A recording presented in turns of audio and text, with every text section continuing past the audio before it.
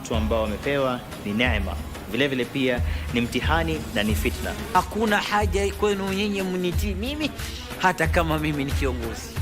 Kwa utamtii kiongozi na kumheshimu kiongozi maadamu yeye anamuogopa Allah. Wanaume na wahusia, sikizeni kwa makini, mkeo muthamini, simfanyie udhi. Join us as we explore the world of disability through the eyes of those who live it. Let's break down stereotypes, foster understanding, and celebrate the beauty of diversity. As a society, really, let's go back to working with the youth, because from my own experience, I've seen we give a lot of attention to the children, early years and stuff. But when they reach the age of teenagehood, it's like now they've become quote-unquote problematic. So you just give them an arm's length. Persons with disability never got information that is right, and when they get it, they did not get it on time. As people with disability, we have power within ourselves if only we believe in our abilities differently.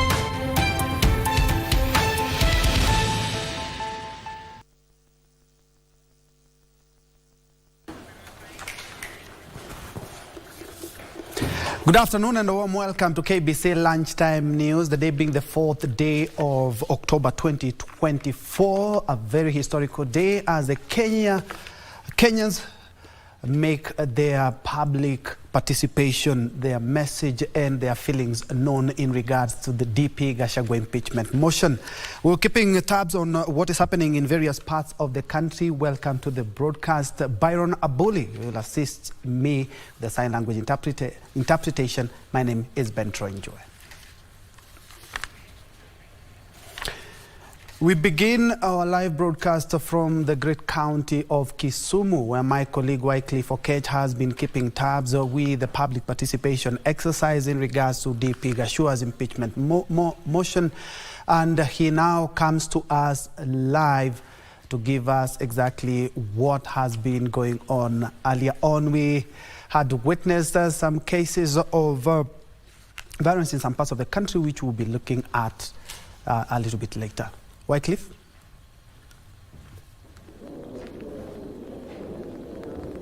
Well, good afternoon to you, and many thanks, Troy, back in Nairobi. We already come to you live from Kisumu, and once again we are here at the Tomboya Labour College that is situated in Kisumu Central constituencies, where I believe you can see from, in the background behind me here, these are residents of Kisumu County, and they are coming from the 7 constituencies making up Kisumu County, that is Kisumu Central constituency, Kisumu East, Kisumu West, Seme, Nyando, Muhoroni, and Nyakach, and they started streaming here very early in the morning, of course, to partake in this particular exercise. We know this is a special emotion that is shaping up the country's political history, and we already spoke with the section of them whom registered their opinion regarding this special motion. Actually, those that we spoke with, of course, there is that division of opinion, but then majority of those that we spoke with are in support of this motion,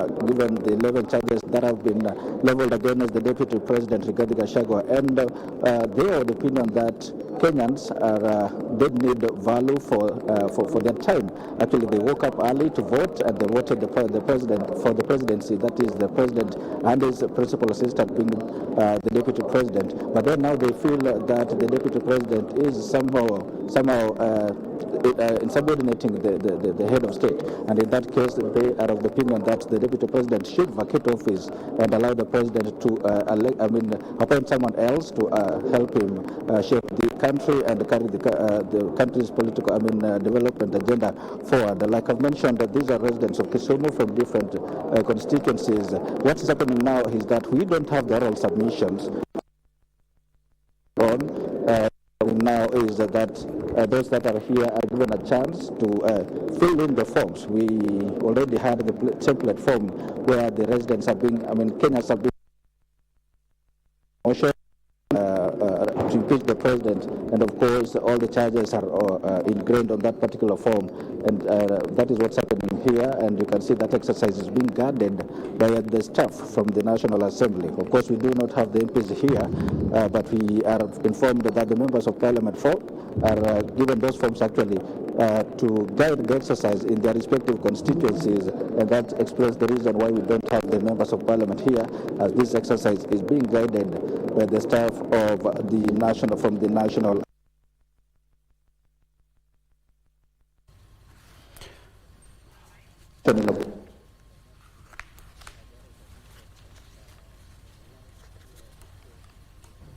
That have been filled by the residents that have arrived here actually to partake in this particular exercise. Otherwise, we can report that this exercise has been, there hasn't been much hitches. The security is well beefed outside here, except for that division in opinion that somehow distorted the oral submissions. But we believe that actually there is the residents here. You can see the staff from the Parliament just concluding this exercise. But then again, Troy, we can report to you that this exercise has been going on quite in a structured manner, except for the little bridge in terms of oral submissions. And much of this we have gathered is that majority of the Kenyans from this side of the country are in support of the motion to impeach the president based on the level of charges that have been leveled against the deputy president. Back to you, Troy. Thank you, Wycliffe Okech, live from the Tomboya Hall there, taking us through the process that has been, that kicked off earlier on in the morning, quite calm and everything as expected. But earlier on in Kiambu, where we are crossing over to, there was some charged environment that the security officers had to intervene. John Kahiro has been keeping tabs with what happened in Kiambu and now joins us live from Kiambu. John, if you can hear me, kindly bring us up to speed with the latest. Have the temperatures cooled?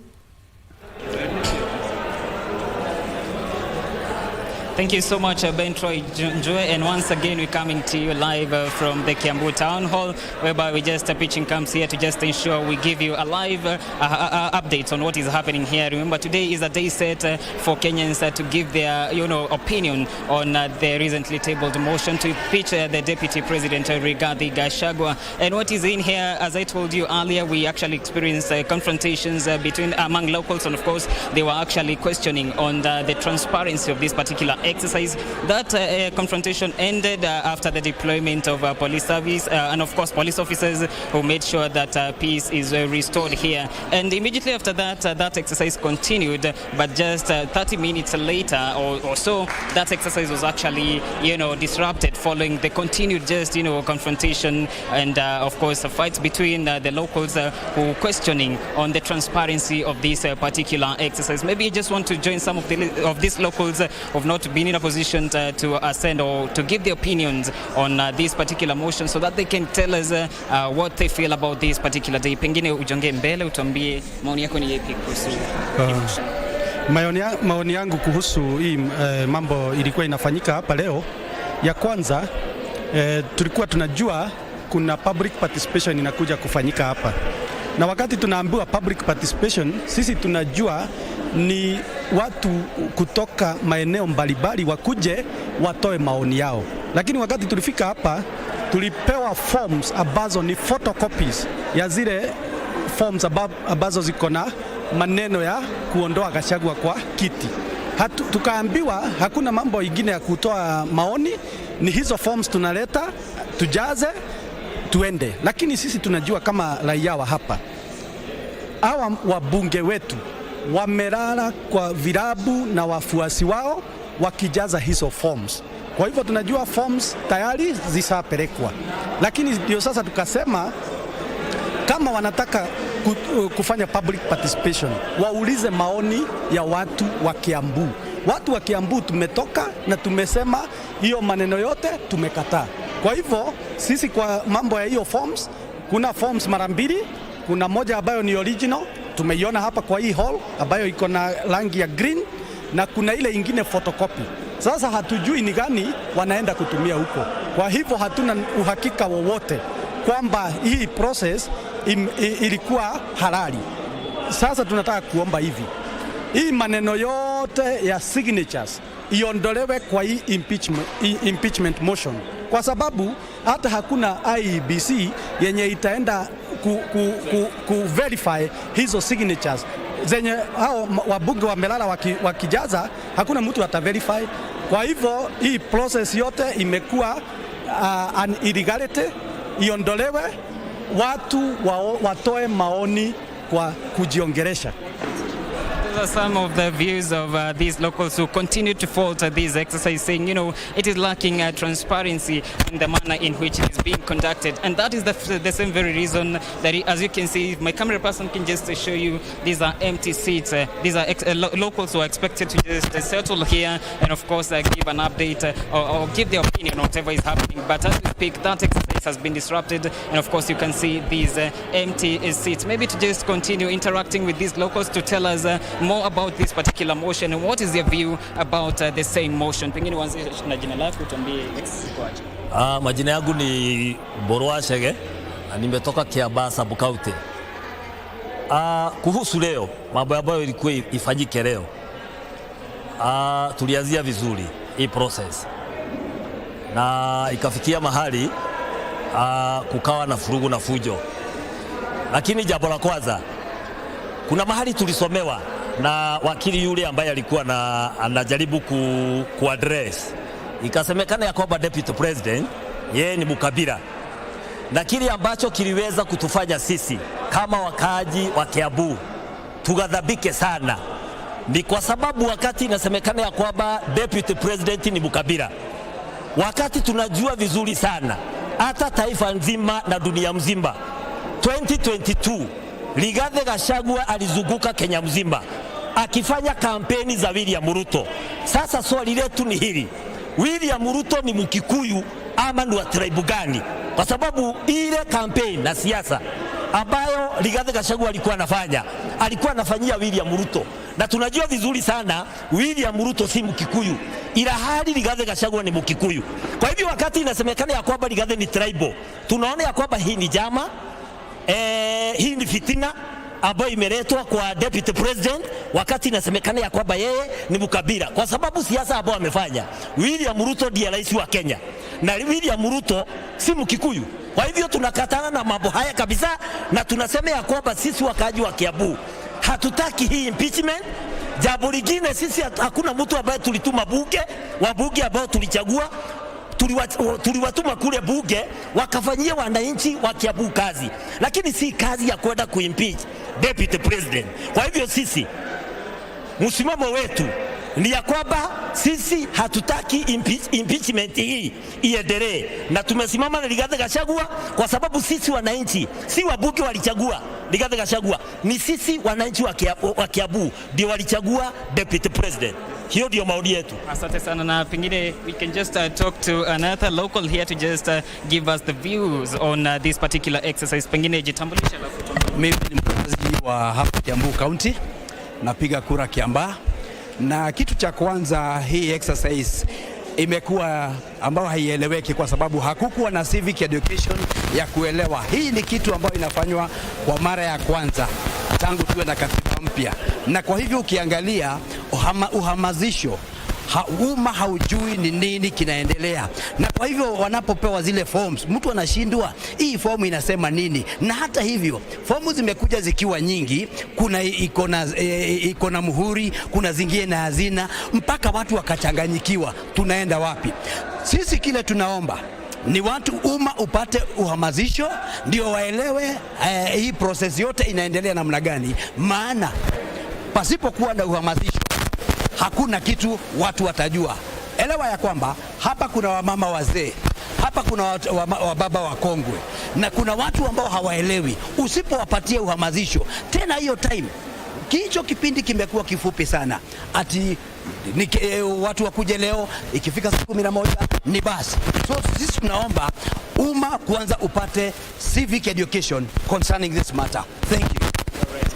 Just to continue interacting with locals to tell us about this particular exercise. Tuanzishie na jina lako, tuambie hii exercise imekuwa vipi? Kwa majina naitwa Anne Wairimo kutoka Kiambaa.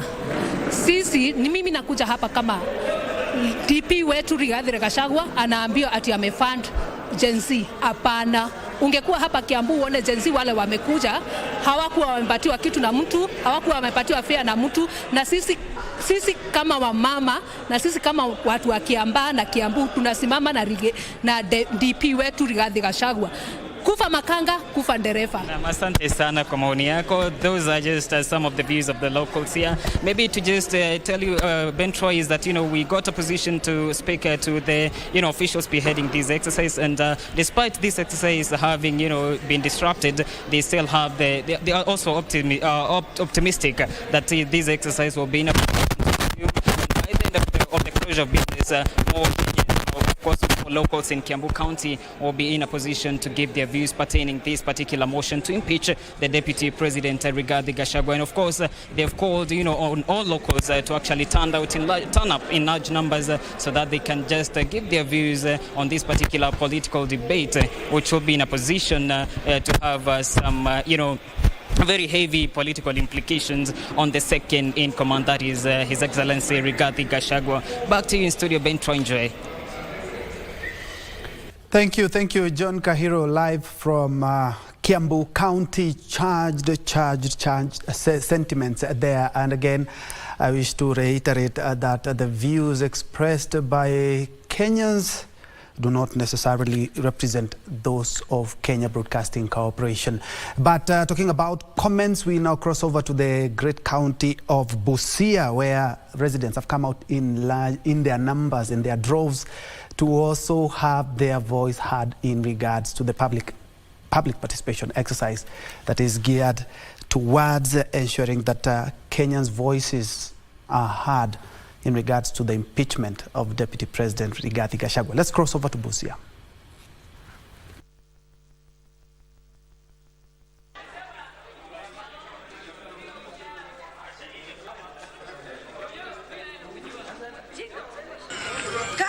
alichaguliwa hapa ni kuwa president wa Kenya nzima, na afanye kazi yake na ajirekebishe. Kwa hayo maneno ningependa kuambia deputy president, rudi nyuma na uombe msamaha. Hujakosea mtu mmoja, umekosea Kenya nzima. Mimi siungi mkono mswada wa Gachagua kutolewa. This is a non-issue.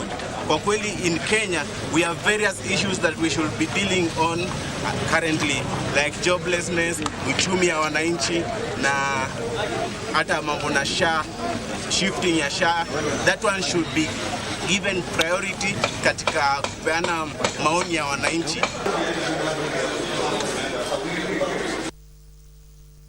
And from Busia, we now move to central Kenya, and to be specific, Laikipia County. Let's hear what a resident have had to say in regard to this impeachment motion.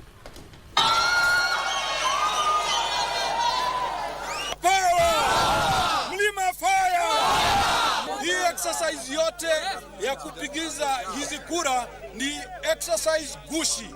It's a fake process. Kama walitaka kura ipigwe ya kuondoa Gachagua, wangeweka IEBC. Tulipokuja hapa tulikuja kutoa maoni yetu, ndiposa tusikike. Wakati tulifika hapa tulipata already, kumbe zile fomu yenye tulikuwa tunakuja kusign ilisawiniwa usiku, watu wakakula pesa.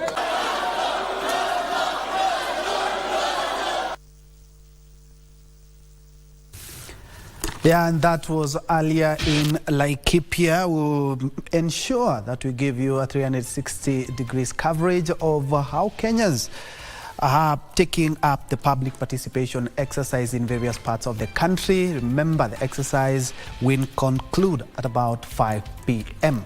Thank you for keeping it KBC Channel 1. Let's first of all have a break. We'll be right back.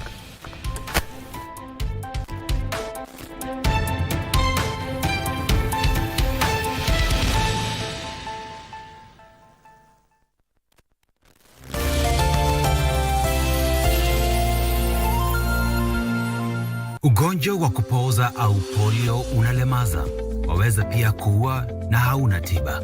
Lakini kwa chanjo, polio inaweza kutokomezwa. Jumatano tarehe 2 hadi Jumapili tarehe 6 Oktoba 2024, Wizara ya Afya, serikali ya kaunti kwa msaada kutoka kwa washirika watafanya kampeni ya chanjo ya polio katika kaunti zilizo hatarini.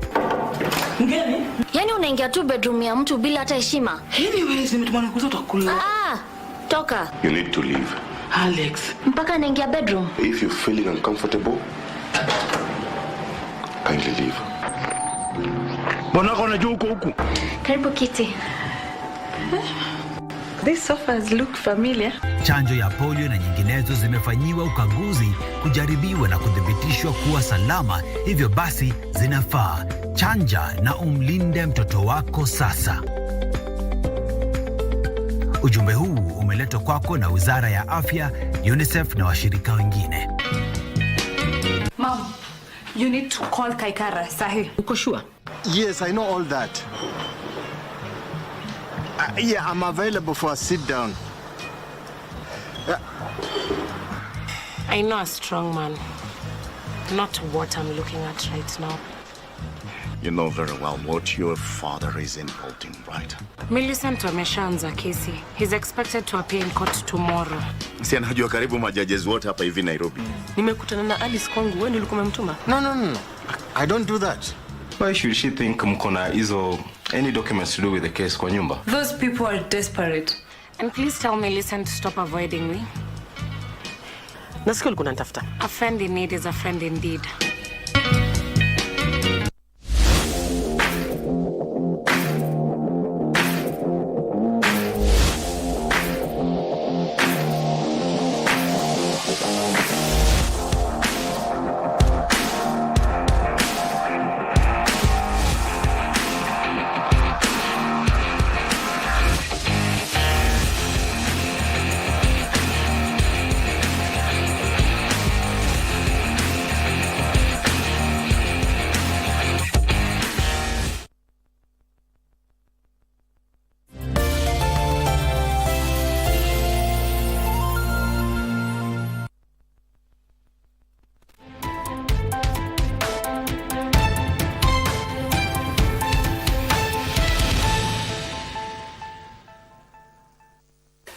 Welcome back and many thanks for keeping it Channel 1. Moving on, a section of Mau Mau Regional Trust has condemned the ongoing impeachment process of Deputy President Rigathi Gachagua.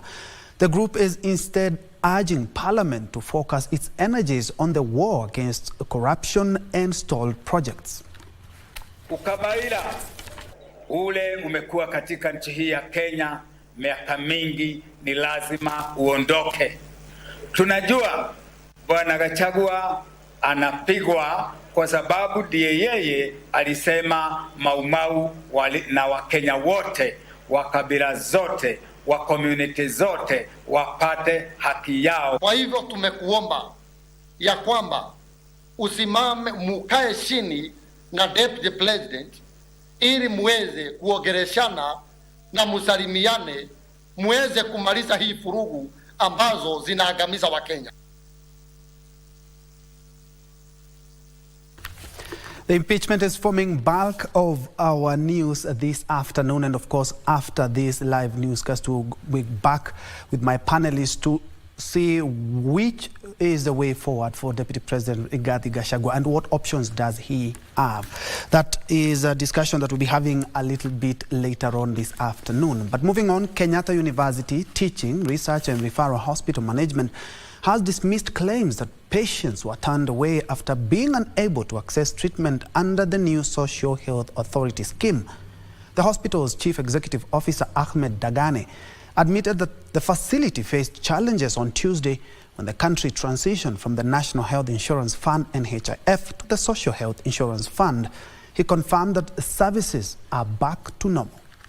Had registered under SHA, but nonetheless, anybody who had sought care here, whether they were registered under SHA or not, they were able to receive the care possible.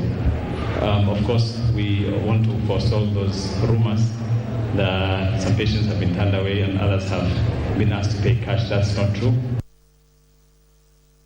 Elsewhere, the Kenya Wildlife Service, KWS, has launched a translocation of elephants from Mwea National Reserve in Embu to Aberdare National Park in Nyeri. Tourism Wildlife Cabinet Secretary Rebecca Miano said 50 elephants will be moved to resolve the human-wildlife conflict within Getaru, Kamburu, Dam Forest and their environs that has resulted in a decline in elephant numbers in the reserve.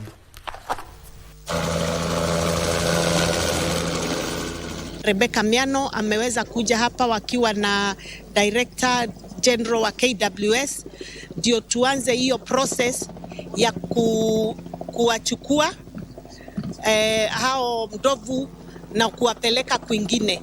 Kwa hivyo hiyo ndio tumekuja kushuhudia. Mwea inafaa kuwa na ndovu 50 lakini zimezaana zikafika 156.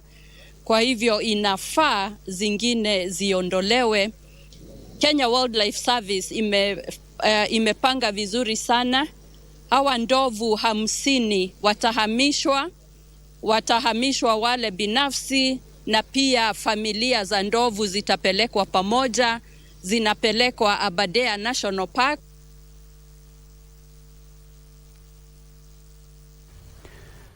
Moving on, the government has confiscated illegal fishing gears worth 6 million Kenya shillings from fishermen from Suba North in Homa Bay County as part of the ongoing efforts to conserve Lake Victoria. The Homa Bay County Assistant Director of Fisheries, George Omondi, said the illegal fishing nets are slowly killing the aquaculture, thus the need to protect the lake's ecosystem. The Fisheries Department says there has been a decline in fish catch in Homa Bay from 100,000 metric tons to about 39,000 metric tons, underscoring the urgent need for sustainable fishing practices to restore the lake's health and the livelihoods who depend on it.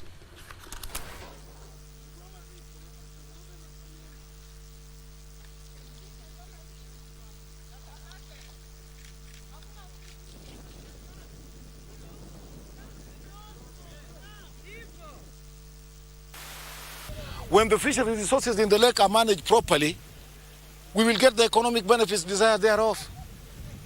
We cannot develop as a country without, first of all, taking care of our resources that are supporting livelihoods of hundreds of thousands of families.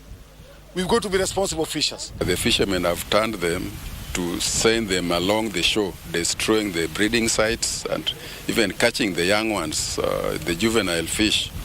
And that's why we've seen a decline in fish production in the county and even in the country generally.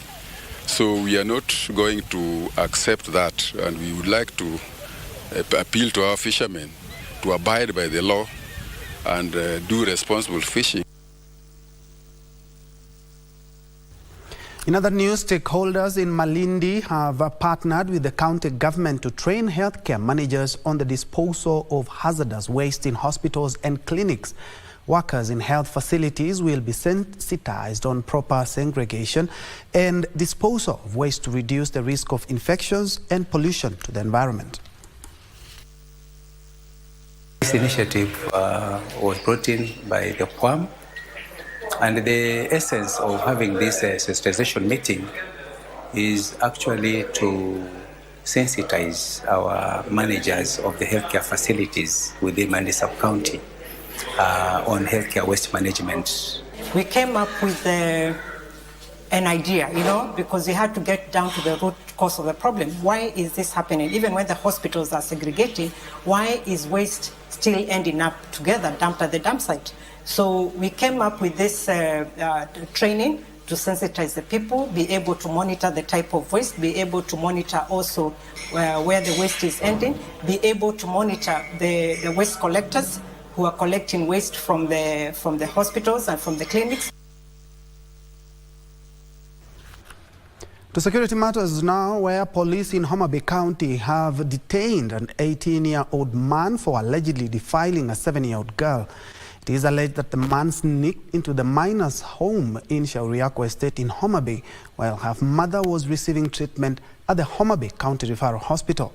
According to the county's police commander, Hassan Barua, the suspect was subjected to mob justice before he was rescued by the police and rushed to hospital. Barua, however, urged residents not to take matters in their own hands and allow the legal process to take its course. To his residence near Shauri area. He defied her, and members of the public got information yesterday, and they moved to the house where they rescued this minor. This young man was subjected to mob injustice and sustained some injuries. He was taken to Homa Bay Hospital where he was admitted. They should not take the law into own hands, because that is not good. Any information should be taken to the police so that the suspect or any accused person can be arrested and charged.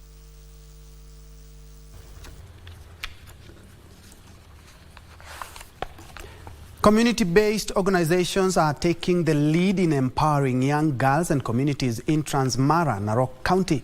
During a mentorship event in Kilgore Central, Letina Lemayan, the director of Dupoto Flourish Africa, emphasized the need for concerted efforts in raising awareness to fight gender-based violence and mitigate effects of climate change.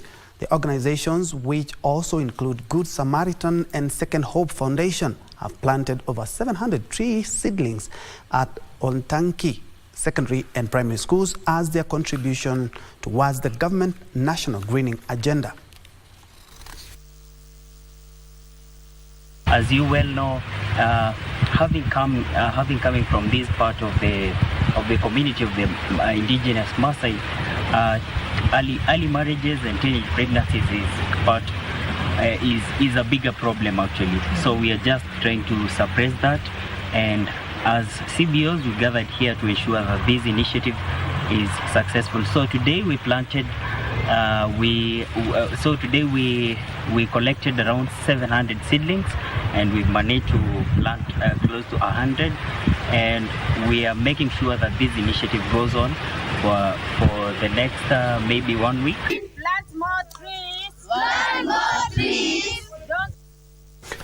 In other news, the Kenya Medical Research Institute is in the process of researching and developing a new tuberculosis vaccine after discovering that the current vaccine has lost its immunity in adults. Speaking in Mtwapa, Elijah Songok, the chief research officer at the organization, said that the development of the new vaccine will take about 5 years, with the belief that it will reduce the deaths. According to the organization, the TB infection has continued to increase in the country among people aged 15 years and above.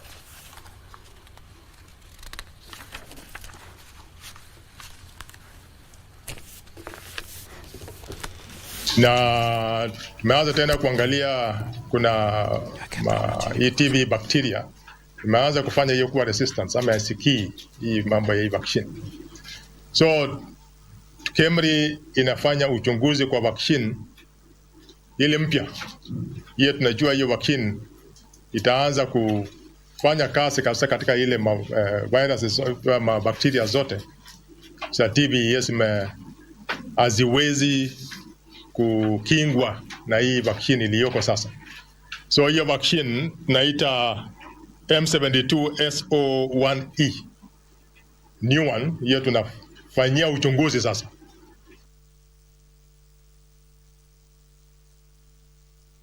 And a section of sugarcane farmers in Teso South, Busia County is decrying increasing cases of cane theft, which is affecting supply of the cash crop to sugar processing factories in the region. The farmers who are seeking the intervention of relevant authorities, even as they called out some factories for cutting cane before maturity, hence compromising the quality of produce.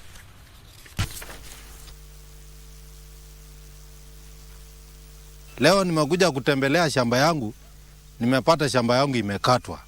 Miwa imebebwa na kampuni na tinga. Ambapo nimekuja kuulizia majirani wa hapa, wananiambia wanashuku ni kama kampuni ilikuwa tinga ya umumiazi. Kitambo uingie kwa miwa ya mtu kukata, hiyo ni wisi gani hiyo? Mtu ametumia rasilimali zake zote kuweka kwa shamba lime ili apate faida, na mwingine ndiye anakuja inakata miwa ambayo ni changa kabisa, miwa ambayo ni miezi 9.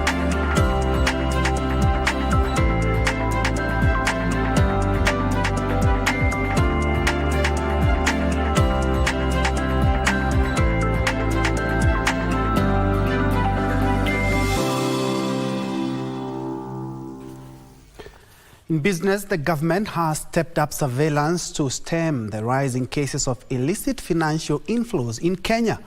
The Ministry of Interior says several non-governmental organizations, development partner agencies and other financial institutions are under investigations radar for abetting the vice. Interior Ministry State Counsel Benson Njagi says the government will employ a collaborative approach to address the illicit financial flows in the country. Agencies, non-governmental organizations, private sector and financial institutions are being urged to accelerate and expand partnerships in transforming communities. The government's role is to create an enabling environment by fostering partnership, promoting transparency, and reducing bureaucratic hurdles. The government says key areas of collaboration for sustainable results include education and skill development, health initiatives, economic empowerment and sustainability and climate action.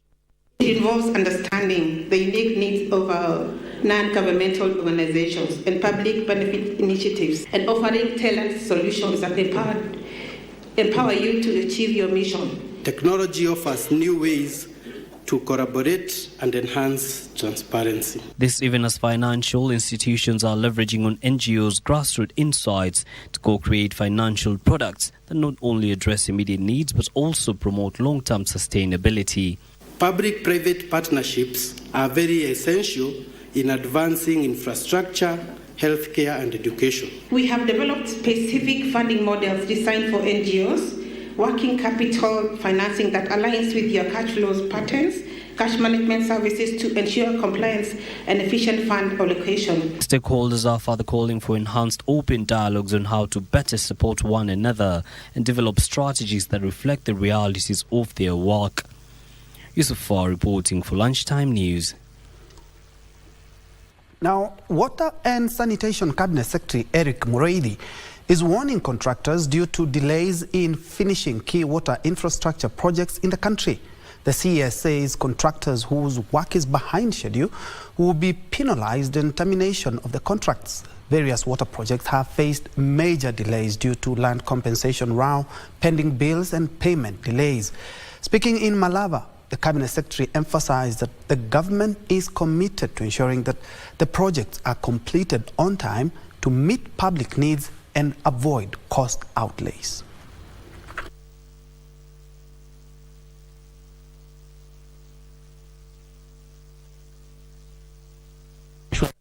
Are done on time, and we have set a date for us to have another discussion next year.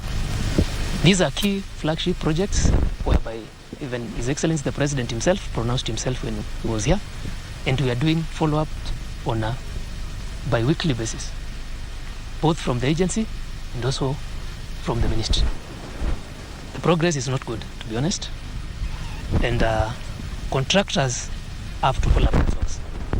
We are looking at how to support them financially. We are looking at repercussions of extensions of time, because these come at a cost to the taxpayer. So value for money has to be realized in these projects.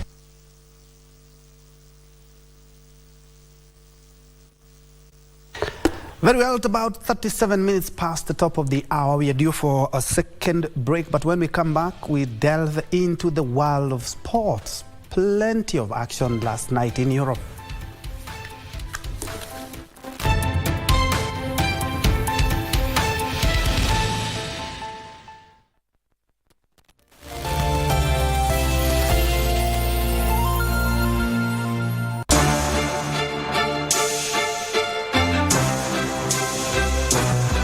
She's articulate, she's charismatic, she is insightful, creative. She is our new member on the Anchors team on Prime Edition.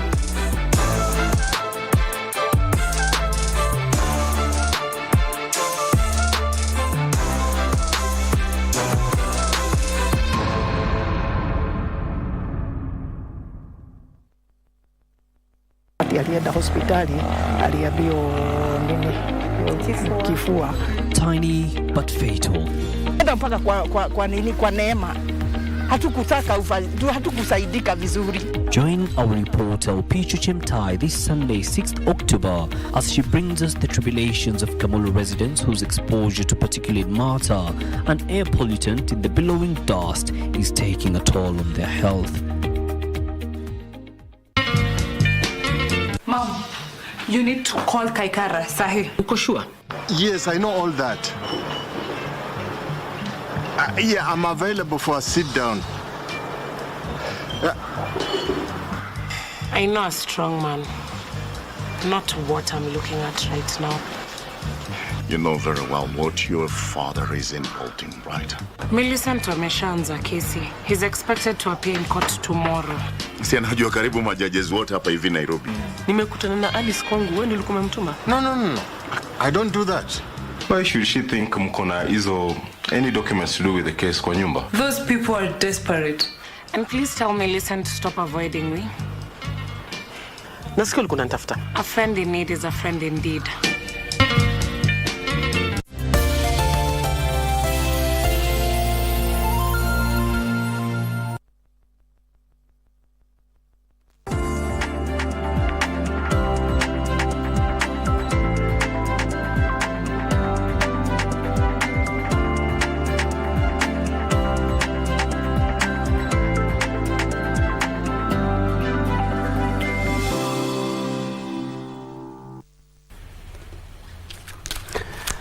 Welcome back. Moving on, there is growing call for harmonization of visa regulations and policies to unlock the full potential of intra-African tourism. Industry leaders from across Africa attending the ongoing Magical Kenya Travel Expo in Nairobi say that restrictive visa policies and poor transport infrastructure across the continent are significant barriers for travelers who would otherwise explore neighboring countries with greater ease. Trevor Ngendo with more details. While Africa attracts millions of international tourists, intra-African tourism remains largely underdeveloped. A key challenge is the lack of harmonized visa policies across African nations. Many countries still require visas for fellow Africans, and the tedious, costly application processes have hindered the continent from realizing its full tourism potential. The East African community was not an initiative of the private sector. So we are saying no. These protocols point at practical interventions. Can we activate them? Here we are. And then on the southern part, there is SADC and very many other frameworks. So, and I'm saying it's not only Africa. We are seeing where it has succeeded. The European Union has done it and it has succeeded. So we can remove these barriers, looking at each other as brothers, complementing each other once again, and we also get all our contradictions answered. Stakeholders stressed that African governments should prioritize the development of efficient air, road and rail networks to support regional travel. It's a bit expensive when we come to ticket flights. It's a bit expensive. I think also African continents have to see how to minimize the cost of landing fee.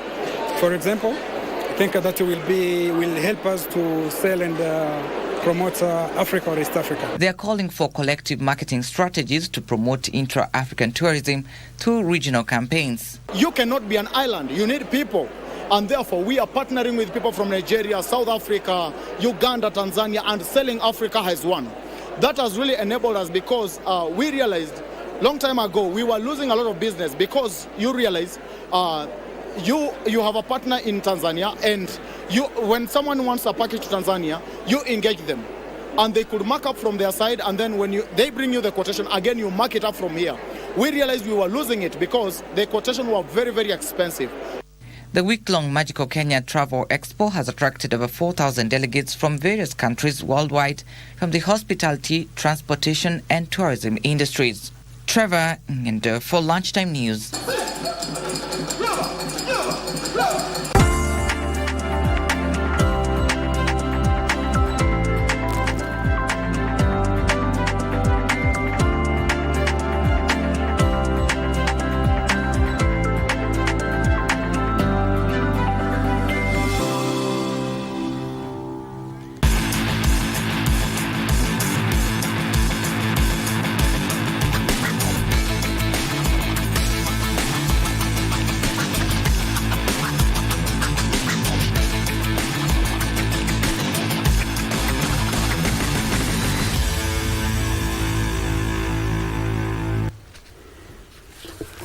Switching gears to sports, the national soccer team, Harambee Stars, is expected to begin their preparations for the upcoming 2025 AFCON qualifiers today.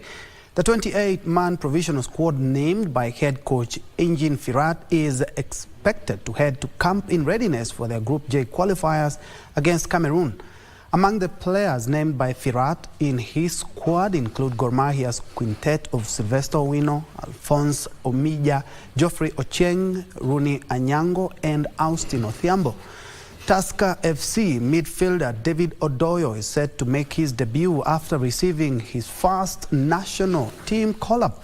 Kenya is set to face the five-time Africa Cup of Nations champion on 11th of October away in Douala before hosting the reverse fixture in Kampala 3 days later. Kenya leads the group with 4 points after 2 matches, while Cameroon is second with the same points but with an inferior goal difference. Namibia and Zimbabwe are ranked 3rd and 4th respectively.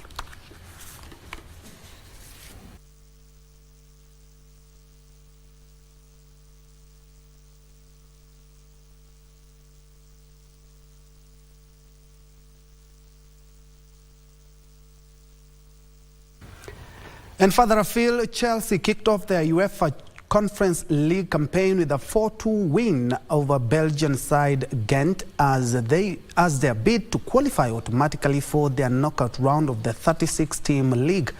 Serie A giants Fiorentina were made to sweat by Simpru Premier League champions TNS before they finally managed to beat them 2-0 in another match.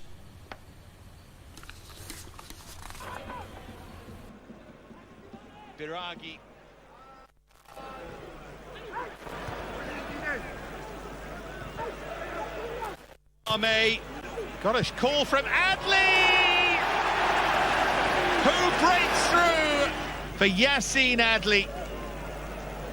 And he finds the bottom corner.